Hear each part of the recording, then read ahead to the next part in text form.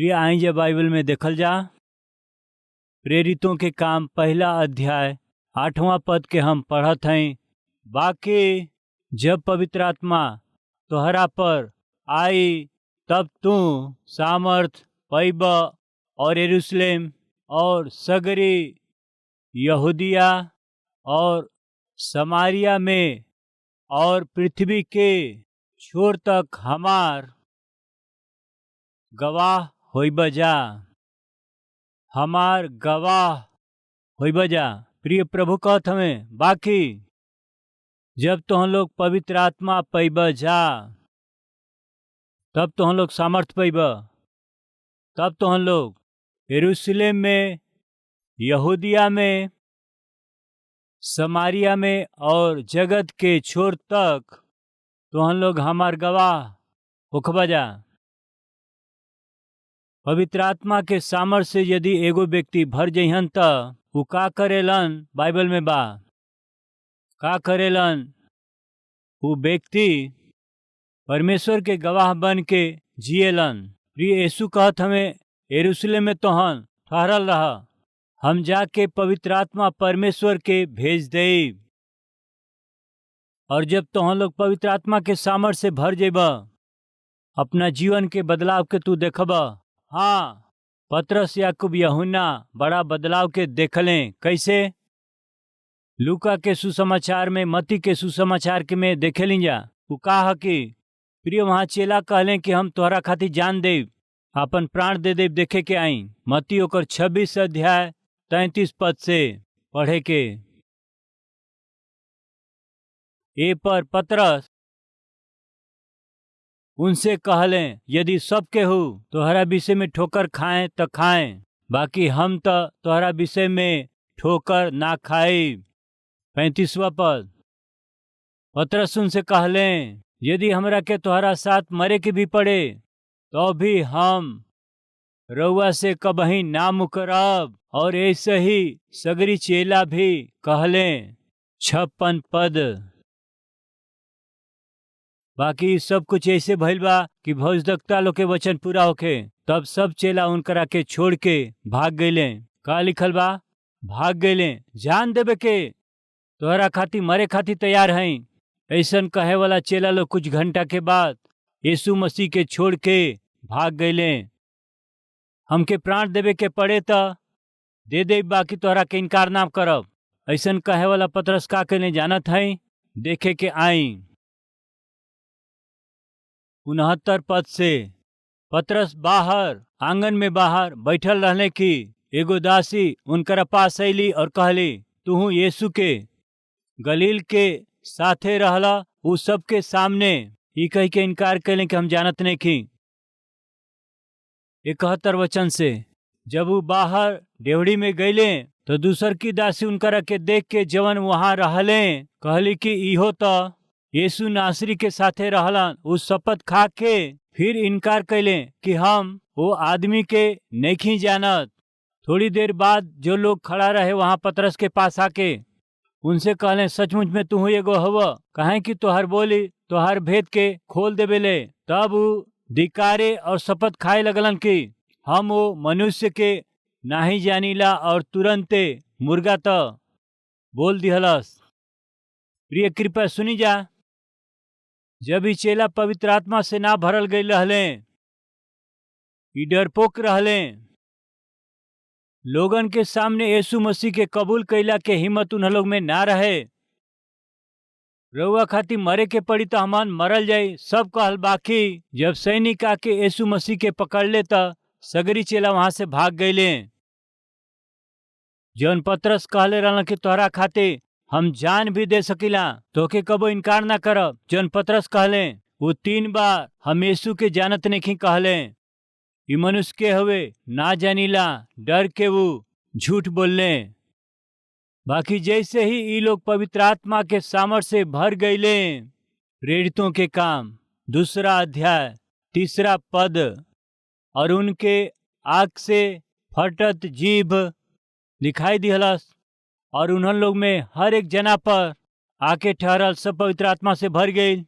और जौना तरह से आत्मा उनके बोले खातिर सामर्थ दिहलस, ऊ अन्य अन्य भाषा बोले लगले। 14 वचन। तब पतरस ओ 11 के साथ में खड़ा होके ऊंचा शब्द से कहे लगले, का लिखल है, और ऊंचा शब्द से कहे लगले, हे यहूदी लोग और हे यरूशलेम के सब रहे वाला, ई जान ल और कान लगा के हमार बात सुन जा। 22 पद से, हे इस्राएली हमार बात के सुना। यीशु नासरी एगो मनुष्य रहने जे के परमेश्वर की ओर से होके के प्रमाण वो सामर्थ और आश्चर्य के काम से और चिन्ह से प्रकट बाटे, जौन परमेश्वर उनकरा जरिए तोहरा बीच में कर दिखौले, जेके तुम लोग आप जाने ला। वही यीशु के जे परमेश्वर के ठहरावल गई योजना और पूर्ण ज्ञान के साथ पकड़ौले, तुम लोग अधर्मी लोग के हाथ से क्रूस पर चढ़ा के मार दिहला, बाकी उन्हीं के परमेश्वर मौत के बंधन से छुड़ा के जियौले, काहे कि अनहोना रहे कि वो उनकरा बस में रहते। प्रिय जीवना, यीशु के बारे में पतरस गवाही दिहला से डरा गई रहले। वही यीशु के विषय में अब वही पतरस खड़ा होके हिम्मत से कहत हमें, परमेश्वर के भेजल गई अभिषिक्त के उद्धारकर्ता के तोहन लोग क्रूस पर चढ़ा दिया। क्रूस पर चढ़ावल गई यीशु जी मौत से जीवंत होके जी उठले। वो यीशु के नाम लिहला से, वो यीशु के बात कैला से जे डेराई रहने वो पतरस अब हिम्मत से खड़ा होके लोगन के बीच, यहूदी लोग के बीच में, बहुत से भाषा बोले वालन के बीच में हिम्मत से यीशु मसीह के विषय बता पावत हमें। कारण जानत है का? वो पवित्र आत्मा के सामर्थ से भरल गई रहले। जैसे ही चेला लोग पवित्र आत्मा के सामर्थ से भर गईलन जा, प्रिय के गलत मत समझी, वो अन्य अन्य भाषा में बात कैले। ऐसे 4 वचन में लिखल हुए कि वो भाषा का रहल, नीचे लिखल बा कौन से भाषा जानत हई, केहू के समझ में ना आवे ऐसन भाषा नहीं। वो अन्य भाषा बोलत रहले। वही दिन पेंतिकोस के पर्व रहे। विभिन्न प्रांत और देश में से बहुत से लोग वो जगह में आयल रहलन जा। अब वही अन्य अन्य भाषा बात करते रहले। विचित्र बात ही रहे कि रुआ के समझ में इसे बताए। मान ली तमिलनाडु से केहू हैदराबाद आयल, केरला से कुछ लोग अले, कर्नाटका से अले, उड़ीसा से अले, महाराष्ट्र से अले, गुजरात से अले, उत्तर भारत से अले। ऐसे पर्व में बहुत से लोग भाग लेते रहले। तब पवित्र आत्मा परमेश्वर उतर अले। लिखल बच्चेला लोग अन्य अन्य भाषा बोले लगले। ऐसे अन्य भाषा में जब बात करते रहले तब का भइल जानत हैं, तमिल भाषा में बात कैला से वहां से आई लोग समझत रहलन जा। केरला से आई लोग के जब मलयालम में बात करते रहले समझत रहलन जा। उड़ीसा से आई लोग जब उड़िया में बोलत रहले समझत रहले। कर्नाटक से आई लोग वो कन्नड़ा बोलने तो समझत रहले। सब चकित भइले। देखी का लिखल बा 8वां वचन, तो काहे फिर हमन में से हर एक अपना अपना जन्मभूमि के भाषा में सुनत हमें। ये लोग हमारा जन्मभूमि के भाषा कैसे बोलत हवन जा? प्रिय समझ में ना आवे ऐसन भाषा ना बोलत रहले। प्रिय प्रांत में आसपास के लोग जौन भाषा के बोलेलन जा उहे सुनत रहले। ऐसे कहत रहले, देखे के का कहत रहले, तब फिर काहे हमनी में से हर एक अपना अपना जन्मभूमि के भाषा सुनत हवे। हमहन जौन पार्थी, मेदी, इलामी और मेसोपोटामिया, यहूदिया और कपुदुनिया और पुंतुस और आसिया और फुर्गिया और पंफुलिया और मिस्र और लीबिया देश जवन जौन कुरेने के आसपास बा, ये सब देश के रहे वाला और रोमी प्रवासी लोग यानी यहूदी और यहूदी मत धारण करे वाला क्रेती और अरबी हमें बाकी अपना अपना भाषा में उनसे परमेश्वर के बड़े बड़े काम के चर्चा सुनेलन। वो कौना भाषा में बात कैले? जौन भाषा कबो ना जानत रहले। मान ली तमिल में बात ना कैले, तमिल बात कैले। कन्नड़ा भाषा ना जानत रहले, कन्नड़ में बात कैले। रुआ के समझ में आई बताओ थई। आश्चर्यचकित भइले। जौन देश से ली, जौन भाषा बोलत हई जा, ई लोग वही भाषा में परमेश्वर के महिमा करत हमें। जी हाँ, वो भाषा के वो बोल ले। प्रभु कहले, जब तुहन लोग हमारा पवित्र आत्मा के सामर्थ के पैब तब तुहन लोग हमार गवाह बनब। के हुए पवित्र आत्मा से भरल गई मसीह के गवाह बन के जिए वाला। ई हवे जौन पवित्र आत्मा से भरल व्यक्ति में दिखाई देवे वाला लक्षण। दुख के बात हवे कि आज बहुत से लोग पवित्र आत्मा से भरल का मतलब है जोर जोर से ताली बजावल। पवित्र आत्मा से भरल गईल यानी कंट्रोल के बाहर चिल्लाइल और चीखल। पवित्र आत्मा से भरल गईल यानी कूदल और उछलल। यह पवित्र आत्मा से भरल गईल है। सोच के जौन बाइबल में नहीं खे वैसन बातन के आज बहुत से लोग करत हवे। प्रिय, आज बहुत से लोग सोचेलन उछलल कूदल चीखल चिल्लाइल पवित्र आत्मा से भरल गईल है। प्रिय, कलवरी टेम्पल में उछले कूदल ना, यही खातिर बहुत से लोग सोचेलन पवित्र आत्मा कलवरी टेम्पल में ना है। प्रिय, यदि पवित्र आत्मा परमेश्वर ना होतन तो एगो कलीसिया के ऐसन उन्नति कैल बिल्कुल ही संभव ना हो पाई। पवित्र आत्मा परमेश्वर ना होतन तो एगो पापी के मन फिरावल संभव ना होइत। पवित्र आत्मा परमेश्वर ना होतन तो एगो शराबी घुमक्कड़ वेश्या के साथ संगति करे वाला व्यक्ति कैसे मन फिरैतन। अपना पाप खातिर पश्चाताप कैल संभव ना होइत। एगो पापी के पाप से निरुत्तर करे वाला ही पवित्र आत्मा परमेश्वर हमें। आज हमनी के कलवरी टेम्पल में कितना लोग अपना पाप और गलती के निमित्त पश्चाताप करके अपना जीवन के सुधरले हैं, हाथ दिखावे। यस, हजारों की संख्या में हाथ दिखावत हैं या रोमा पश्चाताप कर सकी, निरुत्तर हो सकी। ऐसन करे वाला के हुए जानत हैं पवित्र आत्मा परमेश्वर। प्रिय, परमेश्वर भक्ति के शोक पश्चाताप के उत्पन्न करेला। रोमा सगरी लोग पवित्र आत्मा परमेश्वर के जरिए पश्चाताप कैले हैं जा, मन फिरौले हैं, उद्धार पौले हैं जा, और उ पवित्र आत्मा परमेश्वर रोवा अंदर रहेला। अब रोवा के का करे के बा, का करत हैं? बहुत से लोगन खातिर के रोवा के गवाह बने के बा। प्रिय मित्र, ध्यान से सुनी। प्रभु यीशु मसीह कहले तो हम लोग यरूशलेम में ही ठहरल रही हमरा जैला के बाद हम पवित्र आत्मा परमेश्वर के भेजब, तब तो हम लोग सामर्थ के पैबजा। प्रिय, एकरा से कुछ समय पहले पतरस जौन यीशु के नाम के लेहला से डेरात रहले, पवित्र आत्मा के सामर्थ से भरला के बाद में जेकरा बीच में वो डेरा गई रहले, जेकरा सामने यीशु के कबूल ना कर पौले, उन्हीं के सामने हिम्मत से खड़ा होके मसीह के गवाही दिले। प्रिय, आज हमनी के यह करे के बा जौना लोगन से डेराई रहली, जेकरा सामने मसीह के गवाही दिहला से डेरा गईली, जेकरा सामने मसीह के विषय बतावे से हमन पीछे हट गईली जा। परमेश्वर के सामर्थ के पावल हर एक व्यक्ति परमेश्वर के गवाह बन के जिए के बा। वहां का भइल हम बताओ थे, सुनी जा। यीशु जी कहले रहले पहले यरूशलेम में, ओकरा बाद यहूदिया में, ओकरा बाद समारिया में, ओकरा बाद दुनिया के छोर तक तोहन लोग हमार गवाह बन के रहबा जा। प्रभु कहले यानी सबसे पहले यरूशलेम में तोहन लोग हमार गवाह बना, ओकरा बाद वहां सेटल होके मत रही, ओकरा बाद यहूदिया में जाके हमार गवाह बनी है। वहां से समारिया में जई है, वहां के लोगन के तोहन लोग गवाह बनी है। पृथ्वी के छोर तक जाके तोहन लोग अपना आप के गवाह के रूप में प्रकट करिए जा। बाकी का भइल जाना थाई। इस संदेश के सुने वाला प्रिय भाई बहन लोग, इरोवा खातिर भी लागू बाटे। यरूशलेम के कलीसिया का कैलस बाइबल में बा। प्रेरितों के काम 2 अध्याय 42 वचन। और वो प्रेरित लोग से शिक्षा पावे, संगति रखल और रोटी तोड़ल और प्रार्थना कैला में लवलीन रहले। अद्भुत बा। प्रेरित लोग के शिक्षा यानी वचन, संगति, रोटी तोड़ल, उतने नहीं प्रार्थना कैल, ये चारों खंभा के ऊपर आत्मिक जीवन के निर्माण कैले। पहली कलीसिया निर्माण कैले। अद्भुत बा। एगो कलीसिया के 4 गो खंभा के जरूरत बाटे।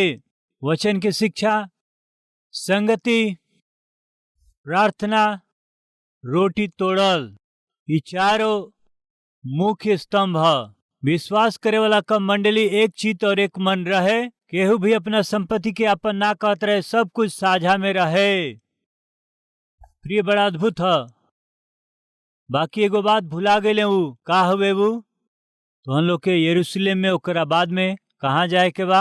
यहूदिया के जाए के बा, ओकरा बाद समारिया के जाए के बाटे, ओकरा बाद पृथ्वी के छोर तक जाके गवाह बना जा। प्रभु कहले कि ये लोग सब यरूशलेम में बहुत अच्छा से वचन सुनत, शिक्षा पावत और रोटी के तोड़त, संगति करत बहुत ही आनंद खुशी के साथ वहां स्थिर हो गए। सुनी जा प्रिय भाई और बहन, प्रिय पहली कलीसिया जब ई 4 गो बात के करत आनंद से वो आगे बढ़त रहलन जा, तब का भइल जानत हई? वो यीशु मसीह के आज्ञा के छोड़ देले रहले। का यीशु मसीह आज्ञा दिहले? पहले यरूशलेम में, ओकरा बाद में यहूदिया में, ओकरा बाद समारिया में, ओकरा बाद पृथ्वी के छोर तक तो हम लोग जाके हमार गवाह बना। ऐसे प्रभु कहले त हमन अच्छा है ना, हमन आत्मिक है ना, हमन परिवार के साथ सेवा करत हैं, हमन प्रार्थना करत, रोटी तोड़त, दाखरस पियत, प्रभु के मेज में शामिल होखत हैं, हमन सुख से, शांति से, आत्मिकता से हैं जाना ही काफी बा। यह सोच के पहली कलीसिया यरूशलेम में ही स्थिर होके रह गए। प्रिय, जैसे ही यरूशलेम में वो लोग स्थिर भइल, यीशु मसीह के आज्ञा के वो लोग अनसुना कर दिहल। परमेश्वर का कहले जानत हैं? एगो भयानक क्लेश के, एगो भयानक कष्ट के कलीसिया में अनुमति दिहले। ओकरा बाद का भइल? प्रेरित 8 अध्याय 1 वचन, वही दिन यरूशलेम के कलीसिया में बड़ा उपद्रव शुरुआत भइल और प्रेरित लोग के छोड़ सबके सब यहूदिया और समारिया देशन में तीतर बितर हो गईले। ओ दिनन में कलीसिया में बड़ा उपद्रव,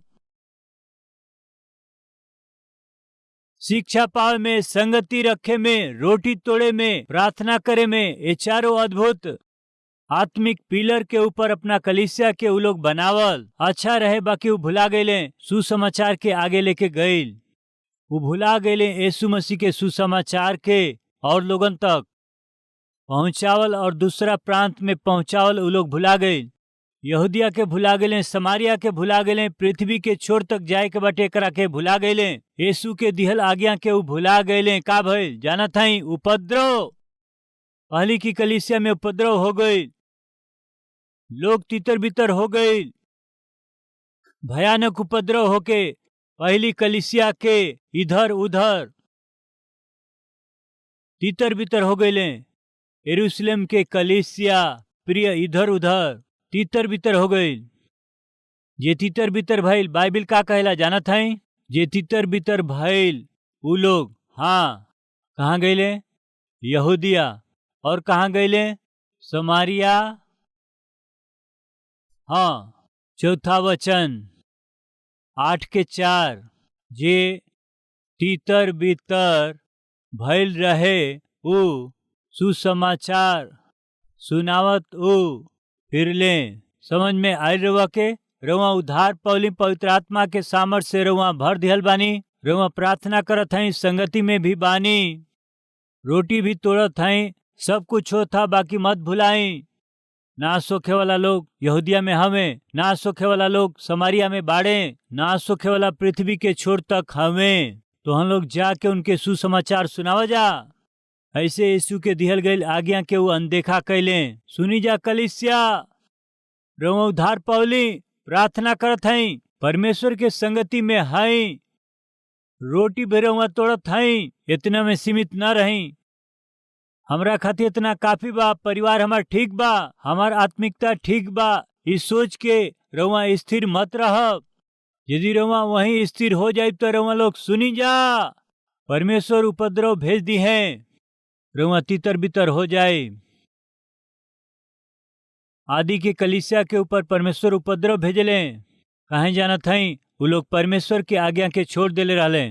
का रहे परमेश्वर की आज्ञा? पहले तू यरूशलेम में, ओकरा बाद यहूदिया में, ओकरा बाद समारिया में, ओकरा बाद पृथ्वी के छोर तक तोहके जाए के होई। स्थिर होके के ना रहे, बाकी स्थिर भइले। तब प्रभु का कैले? एगो भयानक उपद्रव के वो अनुमति दिहले।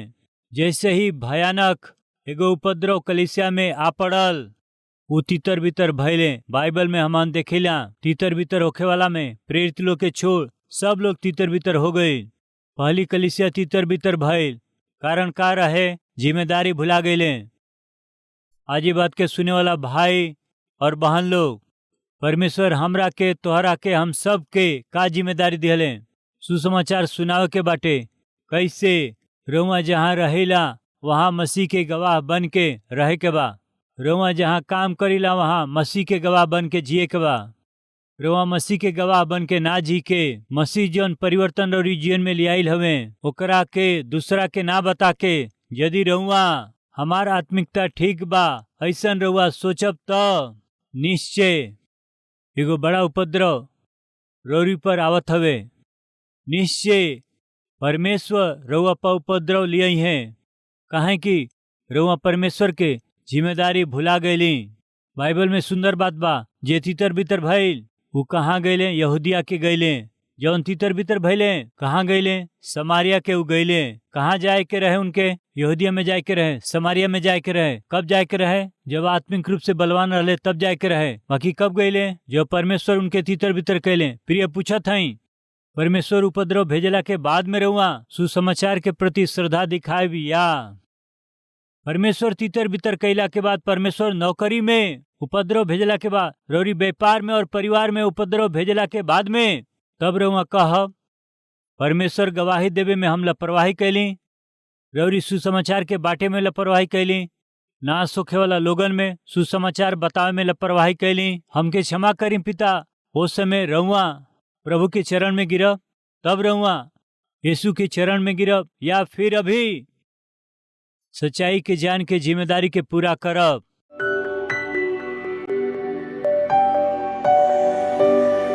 पवित्र परमेश्वर पिता सीधा और साफ रीति से रउआ बात कैली। जब हमन पवित्र आत्मा के सामर्थ से भरल जाली, हमन राउर गवाह बन के जीला। यरूशलेम में यानी अपना परिवार में, यहूदिया में यानी रिश्तेदारन में, समारिया में यानी मित्र लोगन के बीच, पृथ्वी के छोर तक यानी आसपास के लोगन में हमन के गवाह बन के जिए के बा। यदि हमनी के ऐसा ना रह के लापरवाही करे के त तितर बितर होके के हमनी के ऊपर बड़ा उपद्रव हो जाई। उपद्रव भइल पहली कलीसिया तितर बितर होके यहूदिया में गईले, समारिया में गईले, पृथ्वी के छोर तक गईले। पिता तितर बितर कैला के पहले ही या ऐसन स्थिति की अनुमति दिहला से पहले ही हमन जिम्मेदारी पहचान के जहाँ हैं जा वहाँ गवाह होके जी पाइन जा। सबसे पहले अपना परिवार में ही गवाह हो सकिन जा, अपना रिश्तेदारन में गवाह हो सकिन जा, मित्र लोग के बीच में, वैसे ही अपना चारों ओर के लोगन के बीच में भी और गवाह बन के जिए के सौभाग्य दें। यीशु के नाम से मांगत हैं पिताजी, आमीन।